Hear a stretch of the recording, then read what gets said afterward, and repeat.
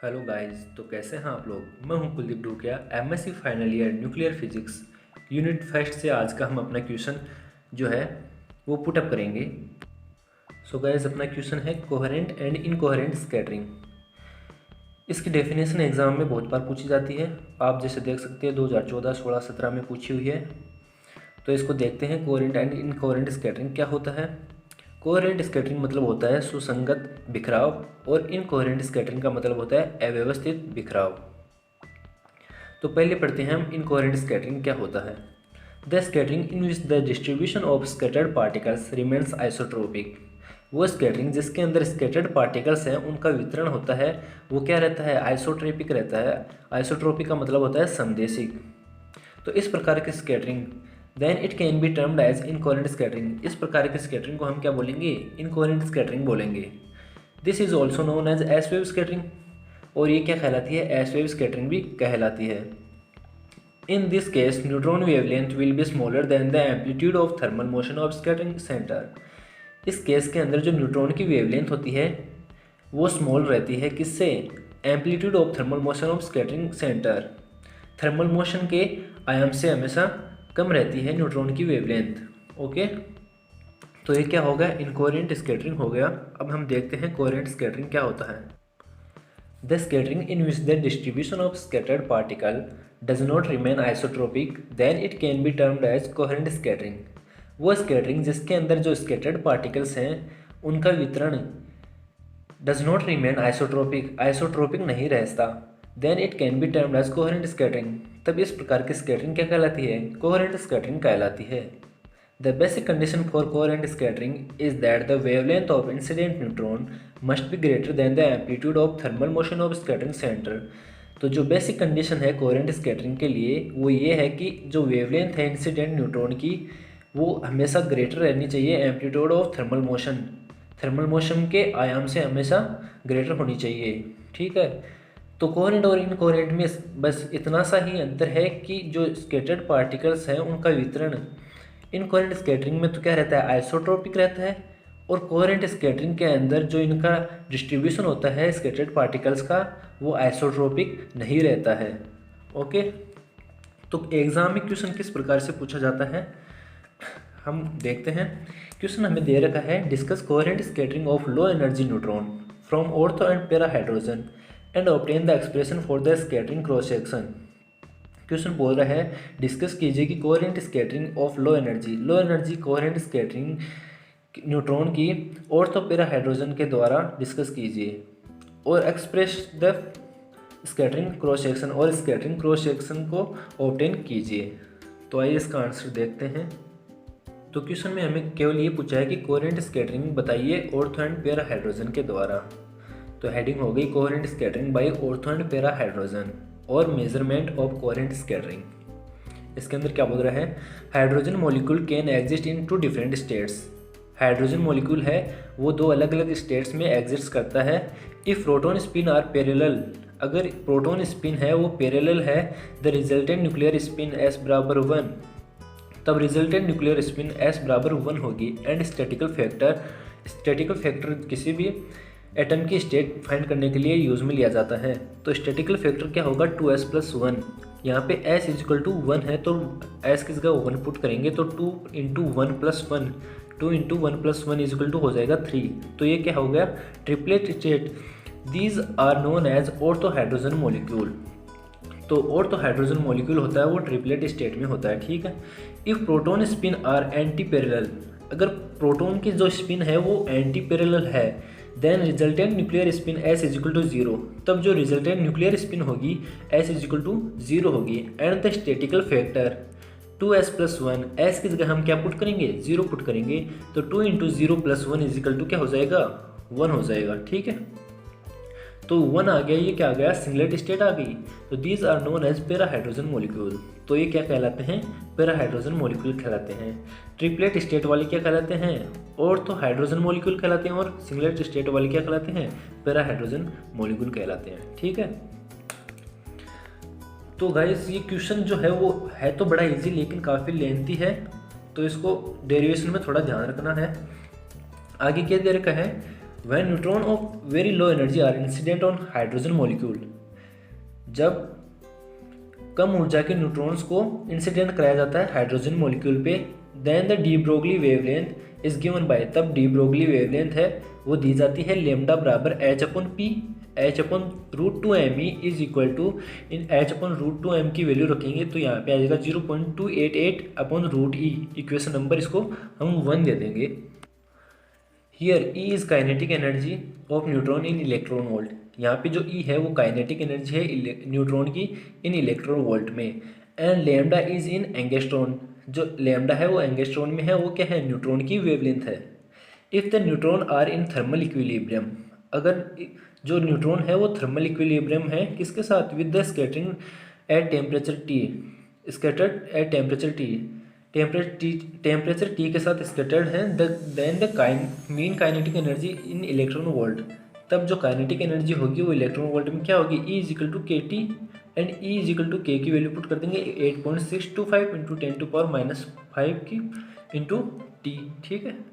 अब हम इक्वेशन 1 में ई की वैल्यू पुट कर देंगे, तो lambda is equal to 0.288 upon root E की वैल्यू पुट की, ई की वैल्यू थी 8.625 इंटू 10⁻⁵ टी, तो इसको सोल्व करेंगे तो हमारे पास लेमडा की वैल्यू आएगी क्या होगी 30.93 upon root T, equation number इसको 2 दे देंगे।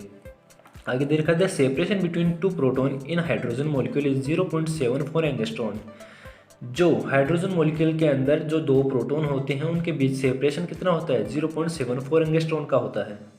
सो if the scattering experiment is performed by cool hydrogen to 20 kelvin और लेस, तो जो स्कैटरिंग एक्सपेरिमेंट के अंदर जो कूल हाइड्रोजन के द्वारा जो एक्सपेरिमेंट परफॉर्म किया जाता है 20 केल्विन और उससे कम के लिए, तब de Broglie wavelength of incident neutron is 7 angstrom, तब डी ब्रोगली वेवलेंथ होगी इंसिडेंट न्यूट्रॉन की वो 7 एंगस्ट्रॉन होगी, अबाउट जो कि 10 times larger than the distance between two proton in the hydrogen molecule, जो कि 10 गुना बड़ी होगी किससे, the distance between two protons, जो दो प्रोटॉन के बीच की दूरी है इस किसी हाइड्रोजन मॉलिक्यूल के अंदर। हमने ऊपर देखा है यहाँ पे हाइड्रोजन मॉलिक्यूल के अंदर जो प्रोटॉन्स के बीच की दूरी होती है वो होती है 0.74 एंगस्ट्रॉन, और यहाँ पे डी ब्रोगली वेवलेंथ है वो है 7 एंगस्ट्रॉन, जो कि लगभग 10 गुना बड़ी है इससे, ठीक है। आगे देखते हैं, since the scattered amplitude the limit of zero energy, तब जो स्कैटरिंग एम्पलीट्यूड है उसकी लिमिट जीरो एनर्जी के लिए क्या होगी, limit K tends to zero F theta is equal to minus का ए, जहाँ माइनस ए, ये जो ए है वो है scattering length, then the resultant scattering length for scattering from two proton as, तब जो रिजल्टेंट स्कैटरिंग लेंथ होगी दो प्रोटॉन्स के लिए वो क्या होगी, A is equal to A1 plus A2, इसको हम इक्वेशन नंबर 3 दे देंगे। यहाँ पे A1 and A2 are the scattering length for scattering from two protons P1 and P2, यहाँ पे जो A1 A2 है वो स्कैटरिंग लेंथ है किसके लिए, प्रोटॉन P1 और P2 के लिए। And A1 A2 can be either AT and AS, यहाँ पे AT क्या है, A triplet and A singlet के लिए है, तो here A1 A2 can be either AT and AS depending on whether the neutron spin SN is parallel, जो AT और AS है वो डिपेंड करता है कि न्यूट्रॉन स्पिन SN है वो पैरेलल है और एंटी पैरेलल है to the proton spin SP, जो SN है वो अगर पैरेलल होगी प्रोटॉन स्पिन SP तो AT होगा, A ट्रिपलेट होगा, अगर न्यूट्रॉन स्पिन SN है वो एंटी पैरेलल होगा प्रोटॉन स्पिन SP के, तो जो स्टेट होगी वो सिंगलेट स्टेट होगी। So the scattering from the ortho and para hydrogen molecule the following situation में arises as show in figure, तब जो स्कैटरिंग होती है ऑर्थो पैरा हाइड्रोजन मॉलिक्यूल से, तो जो निम्न सिचुएशंस होती हैं वो उत्पन्न होती है। देखते हैं क्या दे रखा है फिगर के अंदर, फिगर से इसको समझते हैं। तो फिगर ए में दे रखा है जो न्यूट्रॉन है, न्यूट्रॉन की क्या है स्पिन है वो इस साइड है, ठीक है, और हम दो प्रोटॉन ले रहे हैं, दोनों प्रोटॉन की जो स्पिन है वो भी ऊपर की ओर है। तो यहाँ पे देखते हैं जो spin of neutron and the spin of proton यहाँ पे क्या है पैरेलल है, तो ये क्या देंगे ट्रिपलेट स्टेट देंगे, तो 81 हो गया 82 हो गया। और जब पैरेलल स्टेट देते हैं तो किस में देते हैं, ऑर्थो स्कैटरिंग के अंदर पैरेलल स्टेट देते हैं। तो ये फिगर 1 बता रहा है कि जो न्यूट्रॉन स्पिन Sn है, sp1 और sp2 के क्या है, पैरेलल है, तो ये क्या हो गया, ऑर्थो स्कैटरिंग हो गया। फिगर 2 में देखते हैं। सेकंड फिगर में दे रखा है जो न्यूट्रॉन की स्पिन है Sn वो नीचे की ओर दे रखी है, जबकि जो प्रोटॉन्स हैं इनकी जो स्पिन है वो ऊपर की ओर दे रखी है, जो कि न्यूट्रॉन की स्पिन के एंटी पैरेलल है। तो यहाँ पे एंटी पैरेलल होने की वजह से जो स्टेट होगी वो AS1 और AS2 सिंगलेट स्टेट होगी, और वो क्या होगा, पैरा हेड स्कैटरिंग हो जाएगी। ठीक है। फिर थर्ड कंडीशन हमें दे रखी है कि जो न्यूट्रॉन की स्पिन है वो ऊपर की ओर है, और यहाँ पे जो दो प्रोटॉन है उनमें से एक प्रोटॉन की स्पिन तो पैरेलल है इसके न्यूट्रॉन स्पिन के, और दूसरी प्रोटॉन की जो स्पिन है वो एंटी पैरेलल है न्यूट्रॉन स्पिन के। तो यहाँ से देख रहे हैं कि जो ऊपर दोनों कंडीशन हमने देखी है उनका मिक्सिंग रूप यहाँ पे देख रहे हैं, तो ये कंडीशन क्या होगी, ऑर्थो पैरा स्कैटरिंग की कंडीशन होगी। ठीक है, डायग्राम से हमने इसको समझ लिया, थ्योरेटिकली इसको देखते हैं क्या बोल रहा है।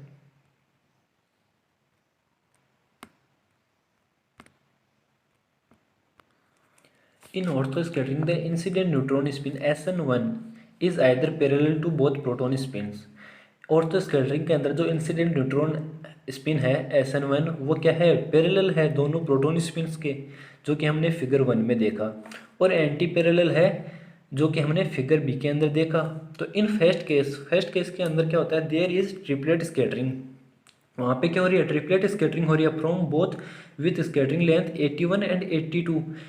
जो दोनों लेंथ है 81 एंड 82 के द्वारा क्या हो रही है, ट्रिपलेट स्कैटरिंग हो रही है। और इन सेकंड केस में क्या है, there is singlet scattering from both protons with scattering length AS1 and AS2 respectively. तो जो सेकंड केस के अंदर है वो सिंगलेट स्कैटरिंग हो रही है दोनों प्रोटॉन्स के द्वारा। ठीक है, यही बोल रहा है। अब फ्रॉम थर्ड केस के अंदर क्या देखा, from ortho para scattering there is triplet scattering from one proton and singlet state from other. तो हमने देखा था कि ऑर्थोपेरा स्कैटरिंग में क्या हो रही है, एक तो ट्रिपलेट स्कैटरिंग हो रही है एक प्रोटॉन के द्वारा, और दूसरे प्रोटॉन के द्वारा क्या हो रही है, सिंगलेट स्कैटरिंग हो रही है। तो ये बोल रहे हैं तो with the scattering length 81 and AS2 respectively in figure 3 के अंदर हमने देखा। So we define the total scattering length A as a combination of triplet and singlet। तो हम टोटल स्कैटरिंग लेंथ A इसको कॉम्बिनेशन लिख सकते हैं किसका, ट्रिपलेट एंड सिंगलेट स्टेट का। और scattering length A in term of triplet and singlet anti scattering length is given as. तो जब कॉम्बिनेशन है ट्रिपलेट स्टेट और सिंगलेट स्टेट को जो टोटल स्कैटरिंग बोलेंगे हम उसको A, वो किस तरह से लिख सकते हैं, AS pi S plus AT pi T। यहाँ पे जो pi S and pi T क्या है, are the projection operators and given as. Pi T की वैल्यू क्या होती है 3/4 प्लस SN/SP, और पाई एस की वैल्यू होती है 1/4 माइनस का SN/SP। इक्वेशन 5 ये वैल्यू आप लोगों को याद रखनी है, काफ़ी इंपॉर्टेंट है, आगे के डेरिवेशन में बहुत ज़्यादा इंपॉर्टेंट, बहुत ज़्यादा काम में आएगी, तो इसको याद रखना।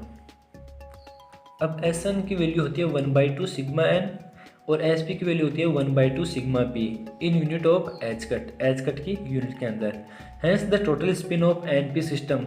तब टोटल स्पिन होती है NP सिस्टम की क्या होती है, S is equal to S spin of neutron plus spin of proton. लेकिन हमें क्या चाहिए, SN डॉट SP चाहिए, तो इसको क्या कर देंगे, S से दोबारा गुणा कर देंगे। तो इसको S से गुणा किया S स्क्वायर, इसको S से गुणा किया तो इसकी वैल्यू से इसको मल्टीप्लाई कर देंगे, तो SN plus SP into SN plus SP। S square इसको मल्टीप्लाई किया SN स्क्वायर, इसको किया SP स्क्वायर, और SN SP और SN SP क्या हो गया है, 2SN SP हो गया। अब हमें वैल्यू चाहिए SN SP की, तो SN/SP की वैल्यू के लिए इसको इधर ले आएंगे, तो S स्क्वायर माइनस का SN स्क्वायर, और SP को इधर लाएंगे तो माइनस का SP स्क्वायर, और जो इंटू में 2 है इसको हम इसके डिवाइड दे देंगे। ठीक है, अब taking the average of this equation, इस इक्वेशन का एवरेज लेने पे या बोल सकते हैं एक्सपेक्टेशन लेने पे क्या होगा, इसका एक्सपेक्टेशन ले लिया। ठीक है, तो SN/SP is equal to 1/2 expectation of S square minus expectation of SN square minus का expectation of SP square. Equation number इसको हम दे देंगे, इक्वेशन 6 दे देंगे। ठीक है, आगे दे रखा है expectation value of S square SN square SP square R। Keeping in mind, हमें ध्यान में रखना है S इज इक्वल टू 1 होती है किसके लिए, ट्रिपलेट स्टेट के लिए, and S is equal to 0 होती है सिंगलेट स्टेट के लिए। ये हमें ध्यान में रखना है क्या रखना है, एस बराबर 1 तो होगी ट्रिपलेट स्टेट के लिए और स्पिन एस बराबर 0 होगी सिंगलेट स्टेट के लिए। अब चलो एक्सपेक्टेशन वैल्यू निकालते हैं। So S N is equal to S P is equal to 1/2 होता है, ठीक है। और एस स्क्वायर निकालेंगे हम, तो एस स्क्वायर क्या होगा, S plus 1 is equal to, इसकी दो वैल्यू आएंगी, एक तो आएगी सिंगलेट स्टेट के लिए और एक आएगी ट्रिपलेट स्टेट के लिए। तो फॉर सिंगलेट स्टेट एस बराबर 0, सिंगलेट स्टेट के लिए एस बराबर 0 पुट करेंगे, तो यहाँ पे 0 पुट करते हैं, तो 0 से मल्टीप्लाई करेंगे तो पूरी वैल्यू 0 हो जाएगी, तो एक वैल्यू तो आ गई 0। और ट्रिपलेट स्टेट के लिए हम एस बराबर 1 पुट करेंगे, तो 1 इंटू 1 प्लस 1, 1 प्लस 1 2 हो गया, 2 इंटू 1 क्या हो गया 2। तो ये वैल्यू हमारे पास दो आ गई एस स्क्वायर की, ठीक है। एक आ गई सिंगलेट स्टेट के लिए और दूसरी आ गई ट्रिपलेट स्टेट के लिए। इसको इक्वेशन 7A दे दी। फिर हम निकालेंगे एस एन स्क्वायर की वैल्यू। एस एन स्क्वायर की वैल्यू निकालने के लिए फॉर्मूला होता है एस एन प्लस 1। तो हमें देखा कि एस एन एस पी बराबर 1/2 होता है, तो 1/2 वैल्यू पुट कर देंगे, 1/2 इंटू 1/2 प्लस 1 क्या हो जाएगा 3/2 इंटू 1/2 इज इक्वल टू हो जाएगा 3/4 7B। इसी प्रकार हम एस पी स्क्वायर की वैल्यू निकालेंगे। एस पी स्क्वायर की वैल्यू होगी S P into S P plus 1। S P की वैल्यू हमने पीछे देखा 1/2 होती है, 1/2 प्लस 1 इज इक्वल टू 3/4। तो एस एन स्क्वायर और एस पी स्क्वायर की वैल्यू दोनों क्या हुई, सेम आ गई 3/4। हेंस फ्रॉम इक्वेशन 6, तब इक्वेशन 6 से हम क्या देखते हैं कि S N dot S P is equal to 1/2 S plus 1 minus का एस एन स्क्वायर और एस पी स्क्वायर की हमने वैल्यू पुट कर दी है, ठीक है। तो अब यहाँ पे देखेंगे, इसको सोल्व करते हैं। तो S N dot S P is equal to, पहले सिंगलेट स्टेट के लिए देखते हैं। सिंगलेट स्टेट के लिए हमें पता है एस की वैल्यू क्या होती है, 0 होती है, तो इसकी जगह हमने 0 पुट किया, तो ये वैल्यू पुट 0। तो यहाँ से सोल्व कर लेंगे, एस की वैल्यू 0 पुट करेंगे तो ये तो 0 हो गया। इसको सोल्व करते हैं तो माइनस का 6/4 आ जाएगा, और माइनस का 6/4 इंटू 1/2, तो 6 को 2 से कट करेंगे तो आंसर आ जाएगा माइनस का 3/4। तो एक वैल्यू हमारे पास आ गई S N dot S P की आ गई माइनस का 3/4। और फिर देखते हैं ट्रिपलेट स्टेट के लिए। ट्रिपलेट स्टेट के लिए हमें क्या करना है, इस इक्वेशन में एस की जगह 1 पुट करना है। तो 1 पुट करेंगे तो 1 प्लस 1 इज इक्वल टू हो जाएगा 2, 2 इंटू 1 2 ही होगा, इंटू इसको माइनस का इसको सोल्व करेंगे और इंटू में 1/2 करेंगे, इसको सोल्व करते आंसर हमारा आ जाएगा 1/4। ये किसके लिए आएगा, हमारे पास ट्रिपलेट स्टेट के लिए आएगा। अब नाउ इक्वेशन 8 इन इक्वेशन 5, जो इक्वेशन ये 8 है इसको इक्वेशन 5 में पुट करना है। इक्वेशन 5 में जो वैल्यूज़ थी वो क्या थी, pi T is equal to 3/4 plus S N dot S P, ये हमारी इक्वेशन नंबर 5 थी, ठीक है। तो इसमें हम पुट करते हैं S N dot S P की वैल्यू। तो यहाँ पे pi T is equal to 3/4 है, S N dot S P की वैल्यू पुट करेंगे माइनस का 3/4, तो 3/4 माइनस 3/4 क्या हो जाएगा 0 हो जाएगा। तो ये तो आ गई सिंगलेट स्टेट के लिए पाई टी की वैल्यू 0, और पाई टी की वैल्यू ट्रिपलेट स्टेट के लिए हम देखते हैं 3/4 प्लस 1/4 पुट करेंगे यहाँ पे S N dot S P की जगह, तो क्या हो जाएगा 3/4 plus 1/4 is equal to 4/4, 4/4 is equal to 1। तो ये आ गए ट्रिपलेट स्टेट के लिए पाई टी की वैल्यू। अब पाई टी की वैल्यू निकालिए, अब पाई एस की वैल्यू निकालेंगे। पाई एस की वैल्यू होगी 1/4 माइनस का S N dot S P, ये इक्वेशन 5 से ले ली हमने। तो यहाँ पे S N dot S P की वैल्यू रखेंगे, पहले लेंगे हम सिंगलेट स्टेट के लिए।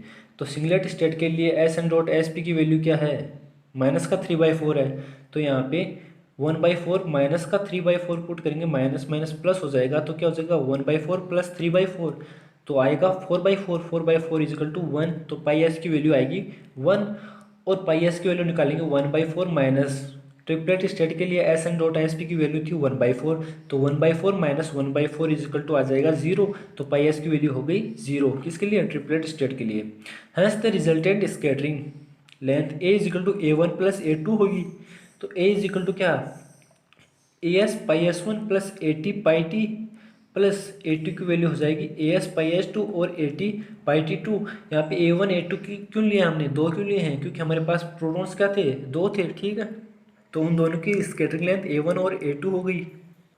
अब जो हमारे पास इक्वेशन थी उसमें हम वैल्यू पुट कर देंगे। तो A is equal to AS pi S1 की वैल्यू पुट कर दी 1/4 माइनस का SN SP1 plus AT pi T1 की वैल्यू पुट कर दी 3/4 plus SN dot SP1 plus AS1, और यहाँ पे पुट कर दी पाई S2 की वैल्यू, तो 1/4 माइनस का SN SP2 प्लस AT, यहाँ पे पाई T2 की वैल्यू पुट कर दी जो है 3/4 प्लस SN SP2। ठीक है। इनको अंदर मल्टीप्लाई करके सोल्व करने पे हमारे पास इक्वेशन आ जाएगी a is equal to 2as plus 380/4 plus 80 minus as into SN into SP1 plus SP2। Okay, इसको इक्वेशन नंबर दे दिया 10। अब हम जानते हैं since the total scattering cross section for low energy neutron, low energy neutron के लिए जो डिफरेंशियल स्कैटरिंग क्रॉस सेक्शन होता है वो क्या होता है, sigma scattering is equal to 4π/k² sine square del naught. इसकी वैल्यू क्या होती है, 4πa² होती है। ठीक है, अब हम जानते हैं कि since para hydrogen spin are anti parallel, जो पैरा हाइड्रोजन स्पिन होती है वो क्या होती है, एंटी पैरेलल होती है। तो sp1 प्लस sp2 की वैल्यू क्या होगी, 1/2 माइनस 1/2, जो हमें वैल्यू देंगी 0।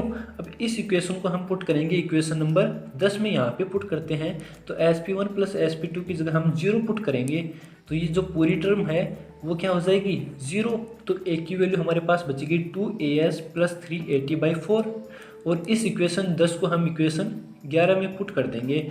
तो now from equation using equation 10 in equation 11, तो यहाँ पे जो सिग्मा की वैल्यू आ जाएगी वो क्या हो जाएगी, sigma is equal to 4πa² है, यहाँ पे a² है, a² की जगह हमने इक्वेशन 10 से यहाँ ये वाली वैल्यू पुट कर दी, तो आ जाएगा 4πas प्लस 380/2 का होल स्क्वायर।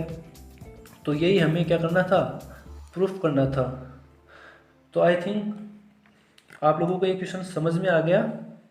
क्वेश्चन काफ़ी इजी था लेकिन लेंथी भी था, तो एग्ज़ाम में भी बहुत बार पूछा जाता है ये क्वेश्चन, तो इसको अच्छे से तैयार कर लेना है एग्ज़ाम के लिए। Thank you and have a nice day.